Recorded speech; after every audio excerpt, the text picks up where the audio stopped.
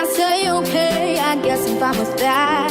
But as we get to talking, I could go insane. You just kept speaking those words, and it started to hurt my brain. One word after the other, no space for me to say sorry, but I'm gotta go. We'll talk another day. Sitting there still trying to smile, but it seems impossible.